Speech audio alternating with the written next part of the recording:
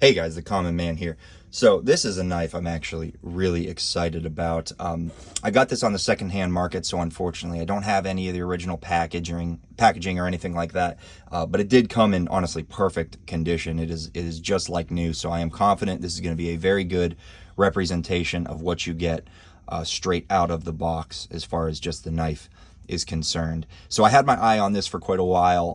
Honestly, as soon as I saw it and saw its very unique feature, I really wanted to pick one up. I did get this on the secondhand market. I actually got this in a trade for a couple of other knives, and this was kind of like the icing that kind of sealed the trade for me. And I was really excited to see that they were willing to throw this in. So this is, of course, the Kizer Brat, and it's got a very special feature which we'll go over in just a minute. But you can see the overall profile of the knife it's not particularly interesting. The shape is not something we've never seen before, not groundbreaking in the design overall, the looks of it.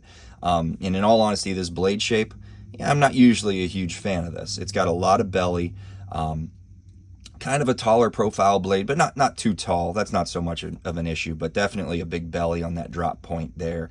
It's a very attractive blade, but for me, practicality, I don't generally like having a tip up quite so high, and then such a big belly here makes EDC tasks, for me, not quite as easy and effortless. But it's a good, robust, tough style blade. This is going to be honestly, I think this is going to be a really great user. I think that's what this blade shape is going to lend itself to, is a heavy user or like a hard use knife.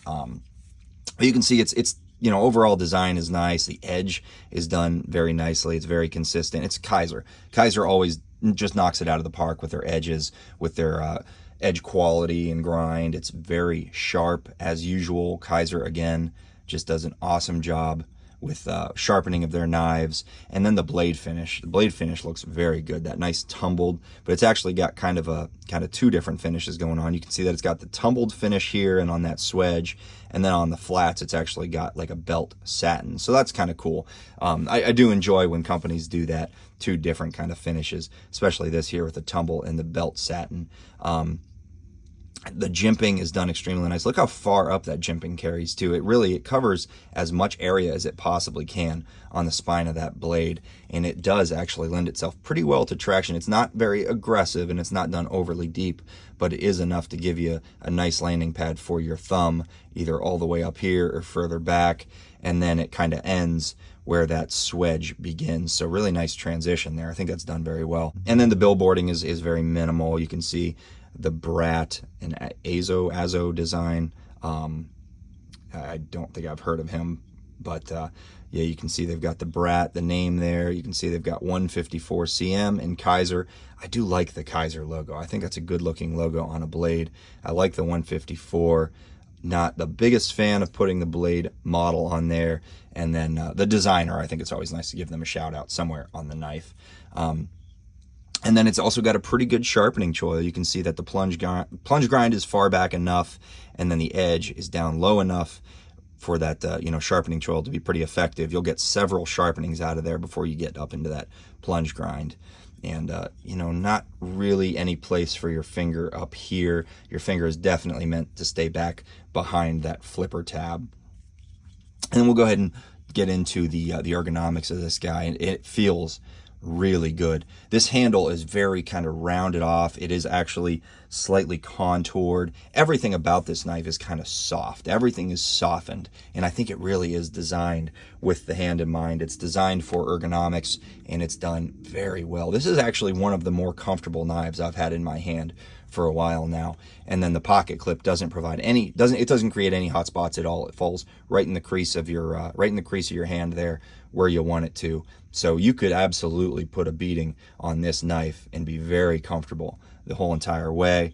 And then that button, the way that it's rounded off, the looks of it, I didn't really care for the look of that button initially, because it's just kind of, I don't know. It doesn't look very attractive, but it functions so good, and it's very comfortable to use, like extremely comfortable. So I'm certainly happy to say that. And now what we're talking about the handle, let's talk about its unique feature, and that is that there is no seam here at all. There's no standoffs, there's no back spacer. That's because this is actually one chunk of G10. This is a milled out chunk of G10, making this a G10 integral knife. So this is actually an integral under $100, which is just the coolest thing ever. I saw this and I was so psyched about this because I've never owned an integral, and even though this isn't like a titanium integral, it's still pretty much just as interesting in my mind because this is a one-piece handle, and that's some pretty serious machining that you got to work on there. And you can see, to overcome the fact that this doesn't separate, they've got kind of like cartridge liners down in there to so that they could actually put the pivot, and you can see the button lock mechanism down in there. So they've used the cartridge liners to facilitate the pivot and the button lock, which is really cool. And you can get another look at that up here, and then how the button lock works there. And then another cool thing is, and I like to see this, the button actually functions as the lock, obviously, and the closing, I guess, detent or lock. So it is what holds the blade closed as well as what holds it open. And I'm also happy to say that the button, you can push it in as far as you want and as hard as you want, and it will not interfere with the blade. Sometimes on button lock knives, if you push it too far, it will actually start to rub. The opposite side of that button will start to rub on the I guess the inside of that blade and slow it down and kind of cause friction, but it's not the case here. It works very well no matter how hard you push it, and that's great. That means that these manufacturers are learning from previous designs, and they're continuing to get better. So you can see I really love this kind of ribbing that they put on the back of this handle. It gives you some traction, certainly gives you some traction because it really does lock in very well, but I think it looks just incredible. If this were just smooth, if this were just left smooth, I think it would be a lot less interesting. And this ribbing kind of, I don't know, it really adds a whole new characteristic to this knife. It makes it look so good. And then with the jimping, it's sort of like a similar kind of almost continuous pattern all the way up, which is cool. I like to see that. And then I like this little drop that they put down there. This knife is sweet. It kind of blends some like rounded off features with some sharp angles and things. You see how it's like flat and a slight downward angle and then a sharp downward angle. Something about the aesthetics of this just really works for me. I think it looks awesome.